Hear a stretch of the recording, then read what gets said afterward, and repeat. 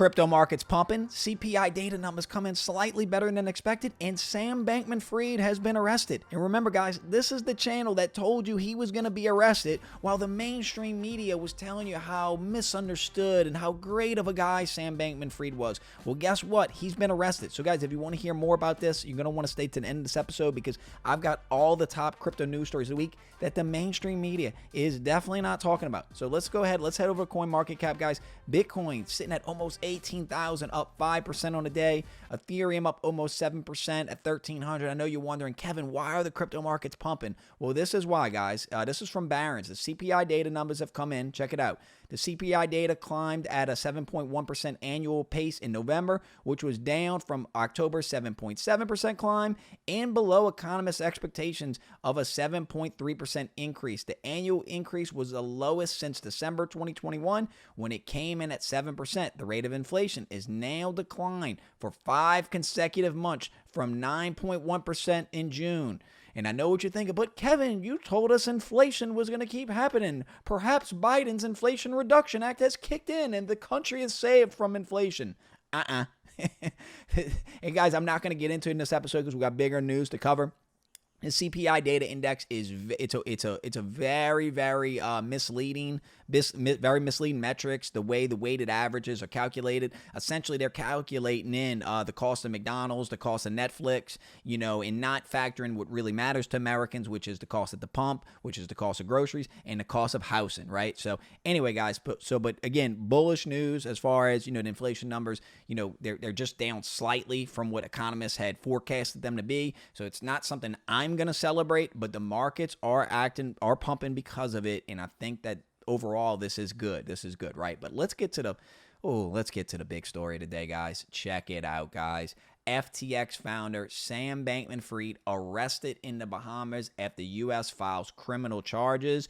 I know what you're thinking, but Kevin, CNN and MSNBC, and they told us he didn't do anything wrong, and oh shucks, $8 billion just got $10 billion. I don't know what happened. Oh, and it was an accounting error.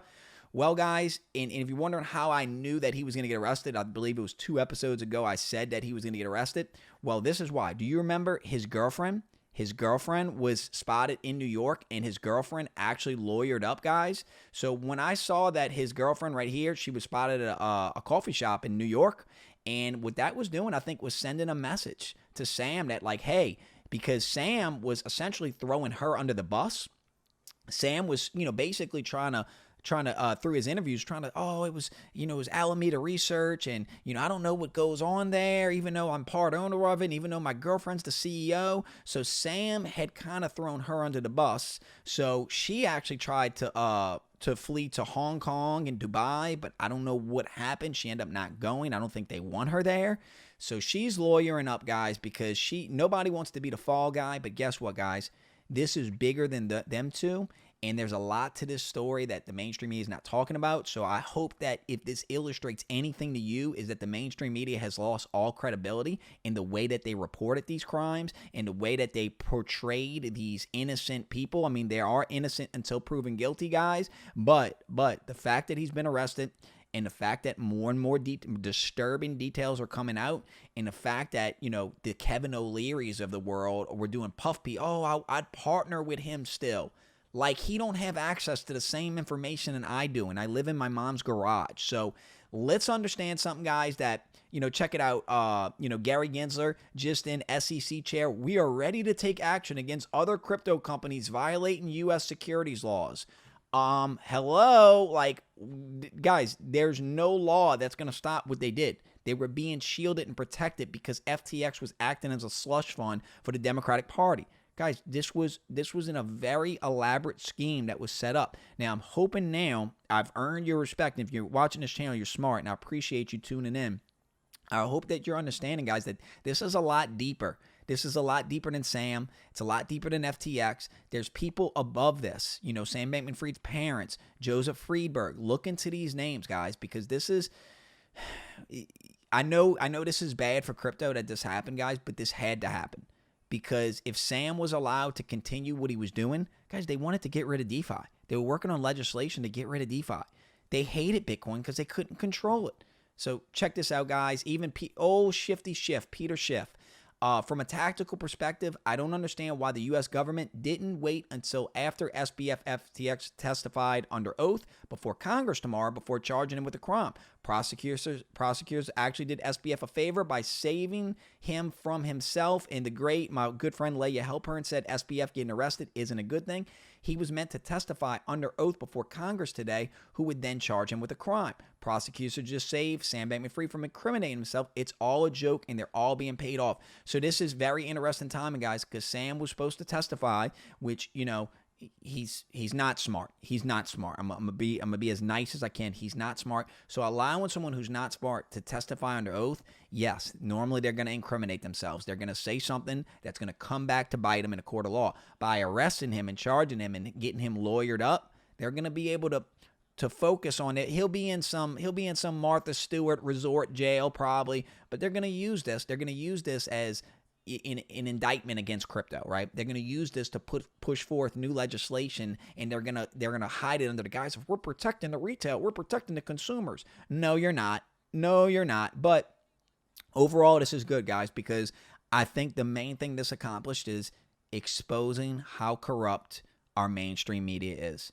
Exposing at how, you could really see, guys, through this, whether it's celebrities, athletes, you could really see who's on our side and who's not on our side by the way they portrayed FTX and Sam Bankman-Fried, guys, because the people that covered for him, the Kevin O'Learys, the Steph Currys, the Tom Bradys, they're dead to me, guys. They're dead to me. I want nothing to do with them. The fact, I get it, guys. Hey, if FTX came to me, and I didn't know anything, I'm not saying that Steph Curry or Kevin O'Leary knew of any malfeasance. I'm not saying that. But what I'm saying is that if they came to me and they gave me $15 million to promote the platform, and I thought it was a good platform and I promoted it, and then I found out all the information that's publicly available that's coming out, I would use my platform to expose that. The fact that these guys, the Steph Curry, Tom Brady, and Kevin O'Leary is actually taken up saying he would partner with Sam Bankman-Fried. Kevin O'Leary, you're dead to me, dude. Like, all of y'all unfollow Kevin O'Leary. Let's just be done with him. Check it out. Dylan LeClaire, great follow on Twitter. SBF charged with securities fraud and money laundering. Are you paying attention to the precedent that sets in the crypto industry? I think what Dylan is alluding to in this tweet is that they're going to use this to try to push forth some draconian legislation in order to usher in their central bank digital currencies. Oh, but Kevin, that's a conspiracy theory. Yeah, okay. Bankman-Fried arrest days before Congress testimony raises eyebrows. Let's get to the next story, though, guys. Jamie Dimon worries the extraordinary dangers posed by the Ukraine war. I would definitely be preparing it for it to get much worse. I believe Jamie Dimon, he's the CEO, I believe, of Chase Bank, but JP Morgan Chase CEO Jamie Dimon. So, guys, Jamie Dimon's saying what I've been saying on his channel is, the inflation numbers, Sam Bankman-Fried getting arrested. When you want these markets to recover, it's not so much of who the president is. It's we need to get this Ukraine and Russia conflict. We need to get this settled, guys. We need peace. That's all I'm advocating for this channel is peace. I know that's an extreme. It's an extreme position that I just don't want nuclear war. I want peace. I want everybody to have freedom. I want everybody to have economic prosperity. But I know that's an extreme position because check it out, guys. When you got people like, this from The Hill, you got Vladimir Zelensky, the president of Ukraine. He's calling for, this is an older article, guys. This is from October, but I'm just showing you, illustrating how these people think. Zelensky calls for preemptive action to deter Russian nuclear strikes. So, guys, look at us. Wall Street Journal. The U.S. should show it can win a nuclear war. Washington might study Cold War-era practices that have major effect on Soviet policymakers. So, yeah, you want to go a preemptive strike and try to flex your muscle against, I believe, Russia's the second largest nuclear superpower in the world. You're backing them in a corner. How about peace talks? I mean, Vladimir Putin has come out and said that he's willing to sit at the table and have peace talks. It is the West. It is our government that doesn't want to have the peace talks. Why? Because they profit off these wars. This is money. They love war. They're warmongers. The defense contractors, they love these wars, guys. They love a never-ending war, guys. It's disgusting. It's disgusting, guys. And all the inflation you're seeing is a direct result of this war in Ukraine. That's it. It's not anything they say. They're saying the inflation's from all kind of other stuff. It's because of the amount of money we're sending and you know, the problems this has created in the energy sector, that's where the inflation's coming from. But anyway, so check it out. This is from the SEC, guys. SEC charges Samuel Bankman-Fried with defrauding investors in crypto asset trading platform FTX. Check this out. Bullish story, guys. Bitcoin Group set to acquire Germany's oldest bank for over $15 million. The takeover of this bank see the Bitcoin Group own 2 banking licenses from Germany following its early acquisition. So, guys, you're going to see more of this. Bitcoin advocacy groups and Bitcoin companies, you know, they're going to want to integrate all of these assets. So the big banks, they're either going to have to get in line or they're going to go the way of Blockbuster. I told you this. So, guys, check this out. This is important. This is from the U.S. House Committee on Financial Services, a press release. And this is from Maxine Waters, following the news of Sam Bankman-Fried's arrest. And Maxine Waters does not seem happy. She said, I am surprised to hear that Sam Bankman-Fried was arrested in the Bahamas at the direction of the United States Attorney for the Southern District of New York. It's about time the process to bring Sam Bankman-Fried to justice has begun. However, as the public knows, my staff and I have been working diligently in the past month to secure Mr. Bankman-Fried's testimony before our committee tomorrow morning. We received confirmation this afternoon from Mr. Bankman-Fried and his lawyers that he was still planning to appear before committee tomorrow, but then he was arrested. Although Mr. Bankman-Fried must be held accountable, the American public deserves to hear directly from Mr. Bankman-Fried about the actions that harmed over 1 million people and wiped out the hard-earned life savings of so many. The public has been waiting eagerly to get these answers under oath before Congress, and the timing of this arrest denies the public this opportunity. While I'm disappointed that we will not be able to hear from Mr. Bankman-Fried tomorrow, we remain committed to getting to the bottom of what happened, and the committee looks forward to beginning our investigation by hearing from Mr. John Ray tomorrow. That's right, guys. So he was supposed to testify where we were hoping he would indict himself. Now, why this was important? Because I told you on previous episodes, Sam Bankman-Fried was the second largest donor to the Democrats. And, you know, while he did indicate that he did donate a bunch of dark money to Republican candidates, and there is some money that he was donating to Republican candidates too, obviously a large sum of his donations.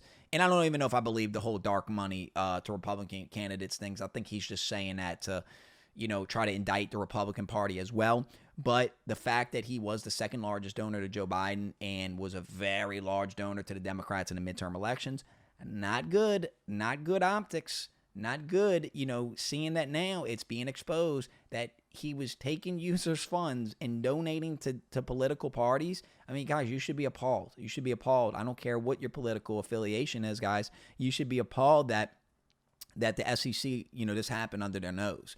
That you don't think Gary Gensler knew about this? You think Gary Gensler? You think he's dumb?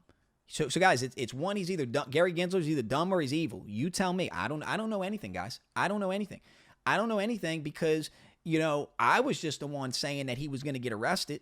You know, I was the one saying he was committing all these crimes. Those are pretty big allegations coming from me, guys, and now he's arrested. The mainstream media is not our friends, guys.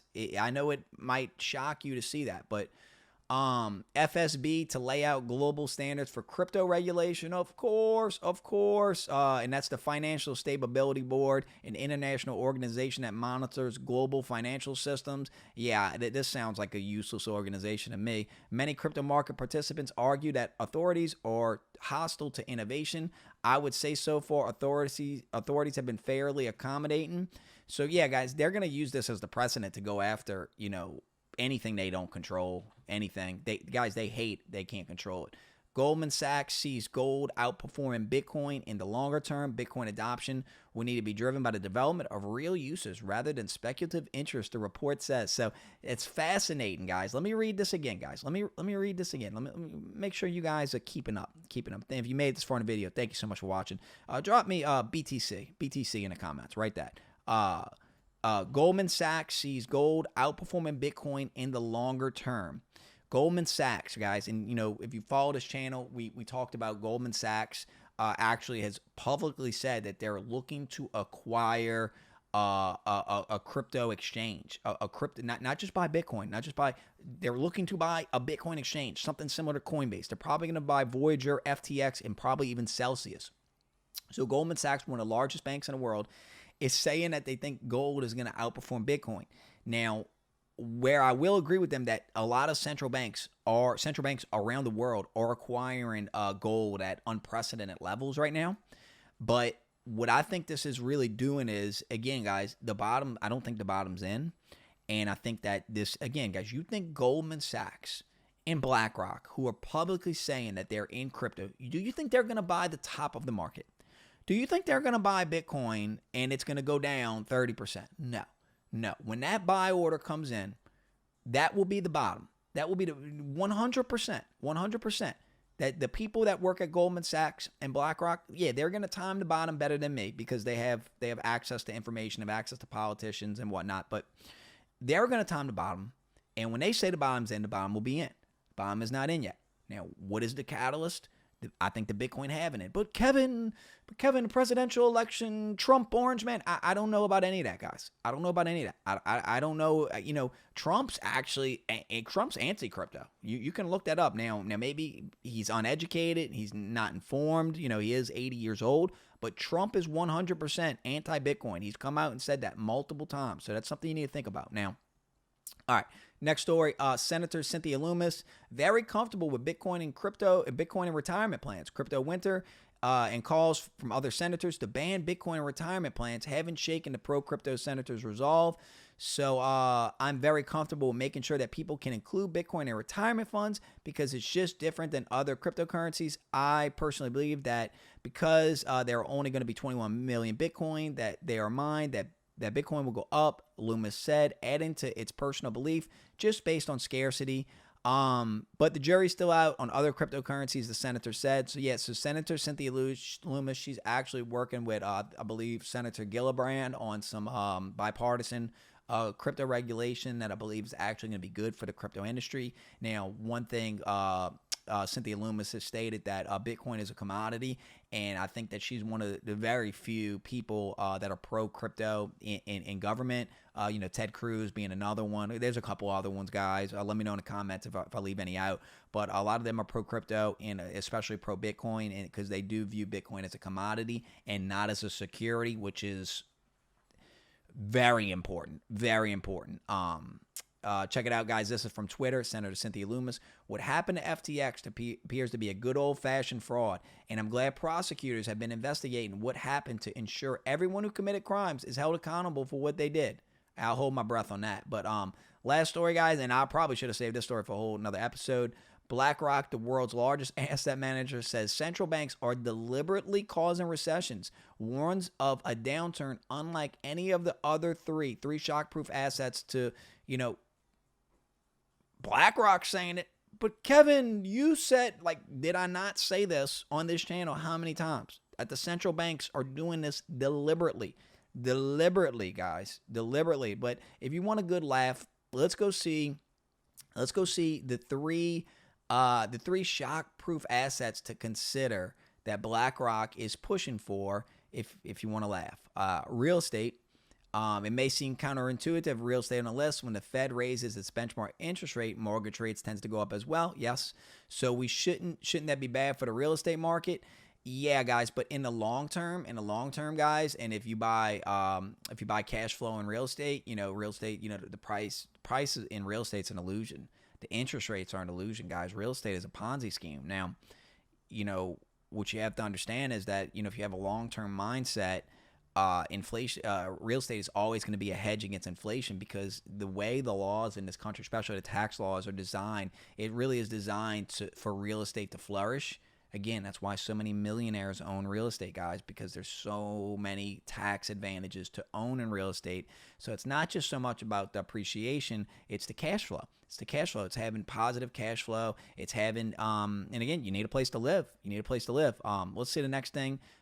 Consumer staples, higher interest rates can cool the economy when it's running too hot, but the economy is running too hot. BlackRock sees rate hikes pushing the economy in a recession. That's what I said. Consumer staples are essential products such as food and drinks, household goods, and hygiene products. So I think what they're saying here, guys, is, if you want to really protect against inflation, if you can buy in bulk, you tend to get a discount. And as we see the cost of goods and services go up, by buying in bulk and, storing away these items, you're actually saving money. You're spending more money on the front end, but you're saving more money on the long end because, you're getting the goods at a discount because you're buying for today's prices. Remember, the value of yesterday's dollar is worth more than today's dollar. So Again, guys, it's a good idea to buy in bulk. I don't think that's too controversial.